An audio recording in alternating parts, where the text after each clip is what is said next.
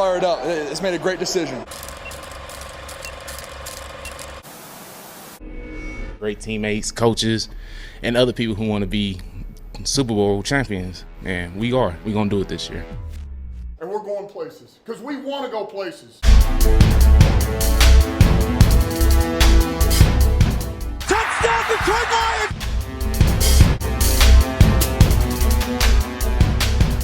Before long, we're going to be the last one standing. What is up, everybody? Welcome back to another video. In today's video, we are back to take a look at some of the All-22 from this Lions-Panthers game. And in this video, we're going to be focused on the defensive side of the ball against the Panthers, and specifically a lot of these run plays. We'll also throw in some pass plays as well. This was a rough game for the Lions defense. I plan on coming back with an offensive All-22 look because I actually thought we did a lot of good things. We just had a couple of situations where just a little bit short. A 3rd and 9, you're a yard short on the pass. You know, you have a failed 4th down pass into the end zone. Just little things like that. But for the most part, I thought we actually did pretty well passing the ball, rushing the football, not great. Meanwhile, on the defense side of the ball, we had some problems. 320 rushing yards for the Carolina Panthers, over 7 yards a carry, I believe, in this game. And I thought maybe the biggest thing with all of this, because the run defense has been pretty good the last few weeks, wasn't necessarily always that we were getting dominated on the trenches. That happened a couple times. We got beat, but if anything, it was not being in a position to actually make the play. I thought schematically they came out with a really good game plan to attack us, and a lot of the first half you saw that. The Lions had to adapt, maybe got a little more aggressive, gave some different looks, attacked some different ways, and it almost just felt like a little bit too little too late. We were in a hole. You gave up just a couple of crucial 3rd down and longs. You had just a couple of little things go wrong. You had a flag by Isaiah Buggs that was 15 yards, and it was just a little bit too late to come back into this one. But the first half was pretty rough, and I want to take a look at some of these plays, not all of these plays, and maybe what just happened on a few of these. The best that I can explain what I see that's happening on some of these plays, guys not really being in a position sometimes to even make the play. In this case, if he is the deep safety, he makes the saving tackle. He had a couple of those. You also see down here in the box, you have Kirby Joseph. The Lions did play some heavy boxes in this game, so we'll take a look at things like that. But this one, starting off with I thought was just a great design. The Lions are actually looking like they're dropping into cover 3 here, so they have the 1 deep safety and then 2 outside corners. With this slot alignment receiver, as you're going to see, Jeff Okudah on this play is playing off coverage. He's giving a lot of cushion off this release. So then they use the fast motion. The Lions shift inside. You can see all the guys move. They shift out here to the flat, which is going to be the opposite side zone responsibility. I point that out because there's a later play where they do something similar. But the difference is that the Lions were in man. You can see how they kind of adjusted a little bit differently to it. This time, though, they're in zone. And it's a zone counter on this play. So it looks like it's going right, like this. Then there's the misdirection handoff. Now, as we know, usually our edge rushers, from what we've seen, are kind of taught to attack these not pulling necessarily, but, you know, these split zone blockers, the tight ends that come across. They attack those guys. They take those guys head on. Well, what you're going to see Carolina does is first off coverage corner, which is Okudah. He's your only guy on the outside. He's unblocked on this play, but he's so far off that you're going to pin down Will Harris, who's in the box, as they shift. They all shift and move with the fast motion. So they come down, pin down here Will Harris. Hutchinson on the tight end. Tight end didn't attack him. He kind of just went around him because he's actually going to kick out to lead block here on this play and go pick up Jeff Okudah. So I thought it was a really cool play design, creative play design. And all you're going to see here is the Lions really don't have anybody out there to make the play. The only guy they have out there to make the play is Jeff Okudah. Will Harris is trying to get out there to contain, but he's pin blocked down. It's going to be very tough to get that wide. So the zone counter worked really well here. Okudah does his job forcing it back inside, if anything. And then if he makes a saving tackle, that was like the first play to start this thing off running the football. A ton in the game, but in this case, this is again the first drive, another big chunk run that we give up after a false start. They just with a trap block on this play. These offensive linemen, your right tackle and your right guard, here across from Malik McNeil, who's currently lined up as a 3-tech, they're going to get up towards the second level, and then they're going to pull around this left guard, and he's actually going to pick up and block Malik McNeil. Now, because of how the Lions usually play with their interior defensive linemen, they don't necessarily call it two gapping, but they play a little bit more reactive necessarily than just attacking upfield into a gap. So Malik McNeil kind of does that. He kind of squares up here with the right guard on this play. Of course, that right guard is just going to go up to the second level. He's going to show, which sits down Malik McNeil. Then he gets up to the second level, and usually our guys are trying to get, in their chest and move him and control the gap a little bit more. But he gets up to the second level. Now Malik McNeil is picked up by the guard that's pulling around, and you can see the hole that it creates on this play. This is the trap block. I love the traps. I love the whams, and this one works really well for him. They pick up 38 yards on this play, 35 yards on this play. See how our linebackers feel. Of course, Malcolm Rodriguez sees the pulling offensive lineman, so he's going to follow that. You see him go with the pulling offensive lineman. That leaves an open space here for Duracell to attack downhill. He gets into his gap, but of course the ball is not going to be ran that way. Aleem McNeil is sealed off on this play. Malcolm Rodriguez is picked up and sealed off towards the outside, and you have this huge open lane there for the running back to go right through. Puts Duracell, Alex Anzalone here in no man's land. That's kind of where it puts him on this play, but as Malcolm Rodriguez follows this guard, who ends up actually, picking up again because they're trap blocking, picking up Aleem, they execute this really well because then the offensive lineman, their next responsibility is get up to the second level and seal it off. So if he's going to dive down here, but the hole is actually created where Aleem McNeil is, so you can see Malcolm Rodriguez is blocked. This lineman is going to try to cut off Duracell, and then if he basically is in a position to not really make a play. Now, he could have potentially tried to shoot through there, right, but he's filling his lane. He could have tried to shoot through there maybe and made the play, but that's just, again, good play design. It's trap. We've seen it before,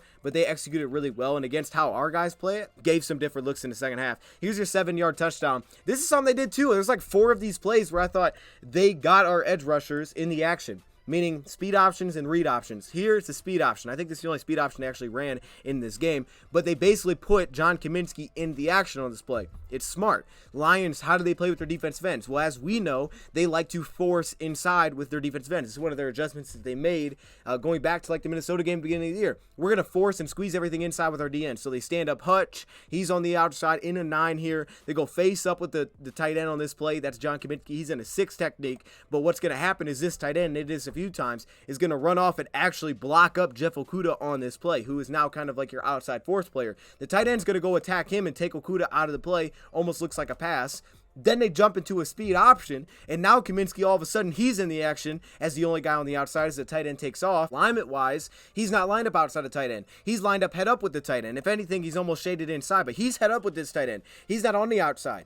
So he's got a lot of ground to cover, as initially it looks like kind of an inside zone here, so it's like, oh, Kaminsky, maybe you can crash. And then they jump out to the speed option, so look at how his depth changes. Instead of getting out there and containing, now Okudah's out of the play with the tight end. Now you put Kaminsky in the action. Now they're running a speed option, which is like, wait, Sam Darnold, a speed option?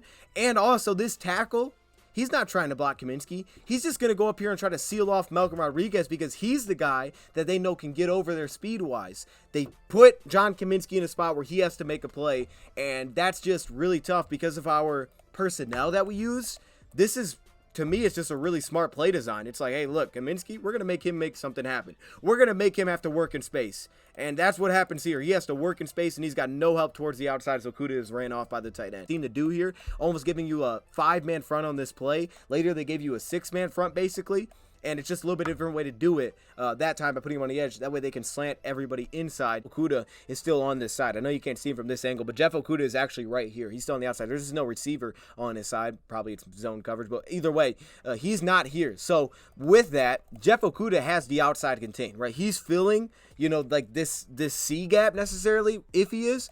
But Jeff Okudah has the outside contained. So you almost look at this and say, man, we probably could have crashed a little bit more aggressively, I would think, because of the fact that Okudah's got to contain on this play. So specifically a guy like, you look at here, they kind of give you that split zone look as they kind of get the lead blocker out there for Iffy, and he tries to contain, forcing inside. So Malcolm feels, it's like, hey, maybe Malcolm can just go through and make this play. Also, you have Duracell working towards middle. He gets picked up and blocked here by the zone blocker, and that leaves a huge hole for them on this play. One thing is still true, though. Aleem McNeil wins a lot. He just does. Like, you see it throughout the game. It's hard to see when you're getting gashed because you don't remember it, but Aleem McNeil did win a lot in this game, and that was one thing that was true here again. Kind of the same look, tight end. Okay, boom. So now all of a sudden you have Okudah here on the edge. He's the kind of your contained player. This is the same zone read look you're going to get. Again, they're going to run off Okudah, so you get John Kaminsky in the same position. Now, last time, remember, they faked out of this and they ran a speed option, so I'm sure Kaminsky's aware of that. Like, oh, this could be, read option, but it could also be a speed option on this play. We saw this thing break out. So they made it tough because basically they just put their quarterback in the action, with the Lions have struggled with this season. But the guy that you circle here is Aleem McNeil, who basically just wins on the interior. And that was the case. He won a lot in this game. He did, but you don't always see it. Aleem McNeil handles his job real well here against this zone block. The right tackle is going to try to, they kind of combo here with the right guard, but he handles the right guard right off the line. He gets to his chest. There he is. Boom, faces up with him, pushes him out of the way. Now all of a sudden, as this guy tries to push him, he's going to sit and hold his ground, not get moved on this one. And now all of a sudden, all the linebackers can get upfield when the D-line wins, and that's what you see there for a negative yard play. They also brought out some duo blocks against us, as we're going to see here. They also did a little bit of that. which I think Dan Campbell touched on actually after the game. They brought out some of this in this one, and this is a big run. You have your 9 here with Romeo Okwara, but take a look at Benito Jones. This is one of those blocks where maybe it's like, okay, he might have just got blown off the ball here. He's actually right here. He's working between the guard and the center on this play. You're going to see him get blown off the ball on this one. So he set up the duo block here, right here on Ali McNeil, who's actually lined up, which I'll point out because I think Dan Campbell pointed out that Ali McNeil was like lined up a little bit wider. In this case, he's the 6 technique, so they went with a bigger body at that position to stop the run, I guess, trying to win a little bit further on the edge, because then you're, asking some of the smaller guys to come in and make plays. But you're going to see Benito Jones kind of just gets blown off the ball here, and the center doesn't have to help him. He can then get up to the second level and block up Duracell, and as he's driven back, that's an example of kind of just losing off the line. That's losing off the line of scrimmage, and it opens up a huge hole for them. I do like, however, how Jerry crashes down inside here. Not to say he forces necessarily a cutback, but this is a run that's designed to go to the left and kind of an inside run. But Jerry does crash downhill, so he kind of forces him to move right. Otherwise, he's going to get tackled. The issue is he's blowing off the ball here. That means Alex is blocked up, and now all of a sudden, again, you have a huge lane as he's not able to make the tackle. Again, putting our edge rushers in the action. This is Hutchinson. He can handle it a little bit better, but it's an issue. You got 6 in the box on this play. They spread us out. I think the most interesting thing is they go with the bunch here, 1 receiver at the top, and they start to slide over their safety, maybe for man coverage, playing with the big cushion on this play. It opens up his potential to hit a screen here and pick up some yards. And they actually scored a touchdown on that. And they put Hutch in the action this time. He jumps inside on Hubbard. He's the only guy that can actually make the play, right? They're sealing everything inside. Look at how the Lions are aligned here. They have the 3 tech, so the tackle can handle that. And you'll notice Bugs is a little bit late off the line here. They try to get in the chest of the guard and then get upfield and get that movement, clean up the linebackers a little bit. He's late, so the depth that the guard gets upfield here, and then they just keep getting moved back, really gives a lot of space for this read option to happen. And it can be drawn out as there's no push getting upfield on this play. He's going to fill, he's going to fill, he's going to fill the A-gap, and all of a sudden, you don't really have anybody here on the edge to help out Hutchinson as they spread us out with a bunch. So now again, you put one-on-one, you isolate Aiden Hutchinson here on the edge. You can see the space that has gotten there versus Aleem when he was in that position that Bugs is in. There was way less space. There's a lot of ground here for Aiden Hutchinson to cover where he really can't win in this scenario because he has to get tight because there's a huge lane created for Hubbard to just run through. On top of that, we also gave him some chunks in the passing game. Not a ton, but just a couple of crucial ones. Here they go cover 1 with a rat on this play, and it's just Jared Jacobs one-on-one here. Not a ton really to this. A little bit of a step behind on the play. He gets his head back to the ball. He's just unable to make a play on the football. Not in a bad position. He contested the heck out of that one. Just couldn't make a play on the ball, and that's a 36-yard pickup. Figure out how to handle this. I thought one thing they started to do was kind of bring their slot corner where they would show and they may blitz the slot corner off the edge. Now the bunch kind of makes that difficult to do because of where they're aligned at. If you see how wide they're aligned on this play, it's hard to blitz the slot corner out of that side without giving up numbers, because if you blitz the slot, then they can just hand it off. So it's hard to do it. But the Lions, that was one of the things they started to do, was starting to blitz that slot corner off the edge to try to help out a little bit there. We've seen them in the past. The defensive line may crash inside, and then you have your linebacker on the play side jump outside the gap. So, for example, on the running back side, you could have Josh Paschal jump inside a gap, and then you would have Alex Anzalone slide outside, and he would be the guy on the edge. The Lions can do things like that. They'll have to be aware of it, because this is what the Panthers did. Another read option. Basically the same thing, right? They're going to pick up the block here on Aleem. Aleem holds his ground a little bit better, as you can see, but they're just putting this time Josh Paschal into the action. And as you see here, Paschal, he was close, but he couldn't make the play. That's 21 more yards that they picked up. So that's not necessarily getting beat into like, oh, you're getting dominated in the trenches. No, that's just they're isolating guys and they're picking on you basically matchup-wise. They're just picking on you at this point. And they have the backside throw as well if they want, because they're bunching it up. So it's not very crazy, but because of the personnel that we play at that position and how we align them like this, that he's kind of the force player in this situation. If they go a light box and come out in the gun and that's our force player, all of a sudden you're just putting him in a position where it's like he has to make a decision, and the Lions got to figure out how to stop that, and that's what they did. This one's a pass. Again, we didn't have a lot of these, but this is, Okudah missing a tackle on this play. He didn't have the best day, that's for sure. But the Lions on this, they're disguising coverage a little bit. They're going to drop into a cover 2 look here. So you're going to get Okudah on this one, who you circle at the top of the screen. He's in that flat zone coverage, 5 underneath zone coverage defenders. Actually, they're bringing the blitz. I lied, 4 underneath. My bad. But because of that, Okudah starts to cheat in a little bit. And as you can see, he's the guy on the outside. He's the guy responsible for this. He dives a little early, doesn't necessarily seal the edge here and force this thing back inside. He lets the running back get the corner, and that's a 12-yard pickup on that one in a cover 2 blitz. Oh, here you go, right before half, right? We watching this live, and we're like, what are the Lions doing? Why are they aligned like this? Well, I thought that initially too. However, then I come back and I'm like, wait, why did the Lions do this? Oh, well, there's 38 seconds left in the half. So the decision was already made when they went out there. We're playing pass defense. We're focused on the pass. So we're going to put our pass rushers out there. As you can see, Houston, Romeo, Hutchinson. We're going to overload the left side, and we're going to have 2 deep safeties. We're playing the pass here. What that does is all the Panthers do is run to the hole where it's like, you don't have enough guys. As simple as that, it is. You don't have enough guys. And this is an issue. This is like, okay, we're aligned in a position where this is not going to be well. And especially if at the line of scrimmage, I don't know if they already had this play called or what, but if they didn't, this is one of those things where you can just look at it and count the numbers and be like, the safety's deep. Okay, we have 3 blockers on the right. They have 2 defenders. That's a problem. We're going to give it to the running back and just have him run his own right. Well, that's what happens. Nothing crazy to this one. You're just outnumbered. It almost gives me Seattle vibes. It's like, we just don't have numbers over there. We're playing the pass with 38 seconds. They're like, we're going to run the football. And that's the hole you give up. Then, unfortunately, on top of that, you come back, and they hit us, and they break down our man coverage, because Lions live to play man. They go cover 1 rat. You can see the safety roll down on this play, and we just have a guy uncovered. Why? Well, Lions are switching everything. So let's take a look. Will Harris is going to switch this off, pass it off to the safety, or the cornerback, excuse me, on this play. I think Jerry. Then he has this underneath receiver that he's basically passing off to the linebacker, who is your rat defender. Both of these guys could end up as that.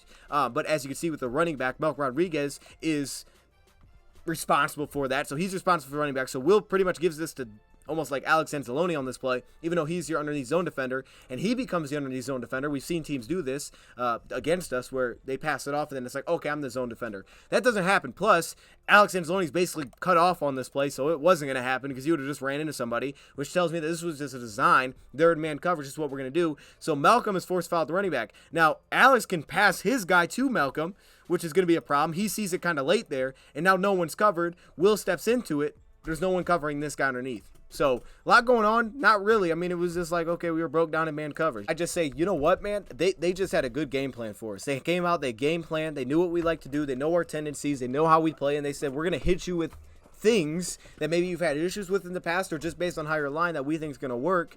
We're going to hit you with that. And that's exactly what they did. And this, out of the very break, this is one of the big plays that they ended up hitting us with. You're going to see as they bounced it outside, this is not like where the run is designed to go. This is a cutback. This thing is bounced outside from an inside zone to bounce it outside towards Okudah. Okudah is this guy. I get it. You have to protect the edge because you can't let it get outside of you. But a little patient on this one, and then he doesn't make the tackle, and now it's broken for 15 yards. So again, that one, your D-line did the job. They forced the cutback.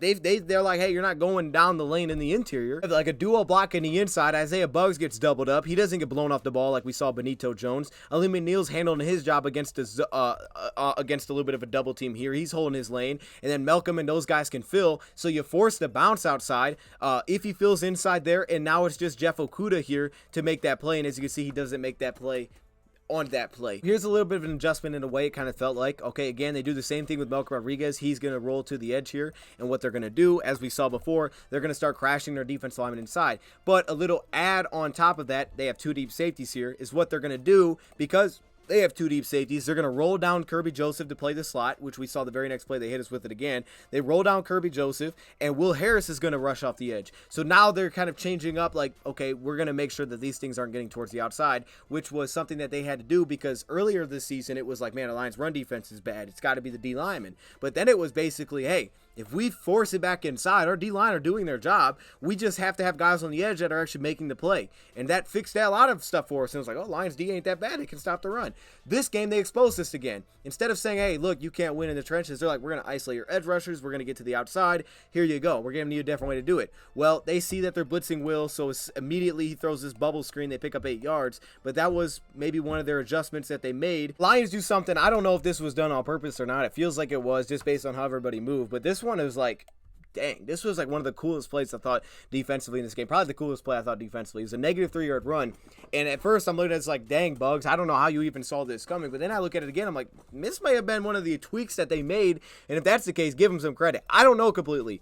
But what I do know is this. They go back to the fast motion here. Malcolm Rodriguez is going to foul that fast motion. We saw last time kind of the outermost guy, Iffy, who was the safety rolled down, would follow. This time Malcolm does. Big difference. Doesn't look like they're in zone. Last time it looked like they were in cover 3. So the flat zone defender just moves out there naturally. Well, in this case, Mel Rodriguez is going to follow that, I think because they're in man coverage. What that means is if he's going to crash down to the edge here, which may have meant that he was blitzing, regardless, he takes the edge. So now, because of that, you're going to crash Ali McNeil, you're going to crash John Kaminsky. He's going to take kind of the C gap necessarily on this play if he is. Now, on top of that, they're hitting you with that misdirection zone counter again. Look at this backside. Okay, lines are filling here with Will Harris and Duracell. Look at the backside. Isaiah Buggs does not engage and take that block. What he does is he scrapes across the D line, and he's actually going to shoot out here. Now, what this does is Aiden Hutchinson, who, again, usually kind of takes on that pulling, or not necessarily pulling, but that tight end that works across the split zone guy, usually our edge rushers take that, they head on. But that gives a target for that tight end. That gives a target, like, okay, I know what he's going to be doing. And last time, you remember Hutch didn't get the block because basically the tight end just ran around him and got upfield and picked up Okudah. Well, watch what they do here. Hutch looks like purposely dives inside on this play. It's almost like he's cutting this backside off. He's taking that away. That's like the target for the tight end. As they're looking at him, you can see where he is. He's going to dive inside. Isaiah Buggs scrapes around as Will and Alex Anzalone are in the inside. Isaiah Buggs scrapes around for the misdirection. And as you're going to see here, he's going to run upfield. He's actually going to cut off this tight end. He's going to cut him off. Now, I don't think the tight end knows this is going to happen. You wouldn't expect that. So it's like just coming out of nowhere. You're like, oh my gosh, I just got like hit out of nowhere, right? So now your target's like, well, who's my target on this play? You can see it looks like he's trying to work around Isaiah Buggs. Like, let me get around this dude. But he's just standing in the way. You got this big 320-pound dude that all of a sudden is standing in the way of the tight end. So it feels like a big-time adjustment to something that they got burnt with early in the game. And as you see here, he actually makes the play because the running back runs into the blocker. Will slides outside as if this was a split zone and Aiden Hutchinson takes that tight end and he has to kick outside. But in this case, Isaiah Buggs, this tight end looks like he's just trying to get around. So if this is Hutch, you'd probably run around Hutch like they did earlier and they kicked out to Jeff Okudah and they had a big run. Same type of run look. But Isaiah Buggs is in the way this time. I don't, again, know if that was all by design. But what I do know is that was one of the coolest plays defensively, and clearly they played it a lot better than the first time around. The issue, however, is after that, you come back with this. 47 yards on Jeff Okudah. Lions go zero coverage. They bring 8 rushers. There is no breakdown from this block, from the blocking unit. Everybody blocks a guy back to the tight end. There's only one guy that's free because there's only one guy that outnumbers them, which is Iffy. And it takes him just too long to get there because of how he's aligned. It takes him too long to get there. So they block this perfectly. On top of that, Jeff Okudah on the bottom here has to cover the entire field, which is tough, right? They're kind of sitting on the sticks. He gets beat over top. He allows DJ Moore to get over top, and he's unable to make the play. So on 3rd and forever, you give up a 47-yard completion, and that's why I just felt like a little bit too late because, well, you forced them in that spot, which is great because they weren't having those in the first half, but then you give up this. Look how they blocked this up, by the way. Lions don't run any games. They run right at them. They blocked this up perfectly. I mean, I would say about as perfect as you can, and Iffy, it just takes him too long to get through. He's the only free rusher, and he just throws it up as Okudah's ran by. Really a tough thing to cover for a cornerback, but you can see how that happened. Now, here again, I point this out. Still had an opportunity to actually make the play, but they kind of bunch up a little bit on this left side here. They give you the read option look, as you're going to see right there with Romeo. But the big thing here is that this safety, who's not, working down, he's so far off that they actually throw the bubble. And he actually, look, now if you probably should have just made this play, you probably should have the tackle your short. But something I thought I would point out earlier because of this, and he actually ends up getting into the end zone. But still, he was in a position to still at least make the play before the end zone. And the Lions were handling zone runs, which is something that we've come accustomed to, is that they usually win the battle up front. And this isn't a dominant offensive line. This is an outside zone. And the Lions win up front here enough. They only give up 3 yards on this play, and this is the kind of thing that you saw. Again, circle Isaiah Buggs. He's the 3-tech. He's kind of that force player, and you can see he handles his own against this guard. He drives the guard back, gets in his chest, forces the cutback, which has been a problem in the past. Lions handled the cutback with Derek Barnes and the D lineman Ali McNeil, who's just working like crazy, and they've limited that to a 3-yard gain. Play. They do have 5 across the front on this play. As you're going to see, there is a tight end in line, so the Lions do have 7. They're only going single high safety on this play, so that's something to point out. But again, just a normal outside zone on this play, and the Lions handle it. They set a hard edge with Romeo Okwara on the play side, and then on the interior, they win their matchups, as you're going to see. Isaiah Buggs working on the center on this play. You're going to see him. He just basically shoves the guy into the running back. You set a hard edge. Everybody gets crashed down, and they don't get movement. They got a little creative, and it's not the most creative thing, but it's a little bit different than what they have been doing. They kind of run like a sweep on this play. They're going to pull their tackle outside. They're going to try to pin down block, and then they're going to have a lead back leading the way, and they run like a sweep on this one. So they're trying to get really far outside. But this one, you circle Malcolm Rodriguez on this play. He keys on this fast enough, and he actually makes this thing happen, limits this to a negative 3-yard run because he never allows him to actually turn the corner. As you're going to see, they block it up how they want to. Also, look for Benito Jones on this play to get his hands on the guard quickly, get upfield quickly, and because that, string this run out a little bit, which could have bought Malcolm Rodriguez just enough time to make this play. Hutch on the tight end, they're trying to keep him inside. Here's the pin down block on Iffy. There's the pulling offensive tackle to get outside there. There's the sweep with the lead blocker. But Malcolm Rodriguez keys on this quick enough. He attacks downhill with some aggression, and he gets by the blocker, and you can see he just gets there before the play develops. That's negative 3 yards. Benito Jones basically outruns the double team block. He seems to sense that it's coming. We saw earlier him get, the combo block, and then he got kind of just shoved down the field. This time, watch the center and the right guard working on Benito. He sees that. He gets on the outside shoulder, and he actually pulls the guard out of the play, which could give some land for Alex to get downhill, because if you're duo blocking, the linemen aren't looking to get to the next level. So he almost kind of like runs by it. However, Malcolm Rodriguez, Lee McNeil, he's got those single blockers. They kind of try to combo, get to the second level here. Watch how he plays this. He gets right in the chest of the guard on this play, and then he sheds him immediately. So it felt like being a little bit more aggressive maybe in the second half with their defense front. Like, let's get a little more aggressive on the interior.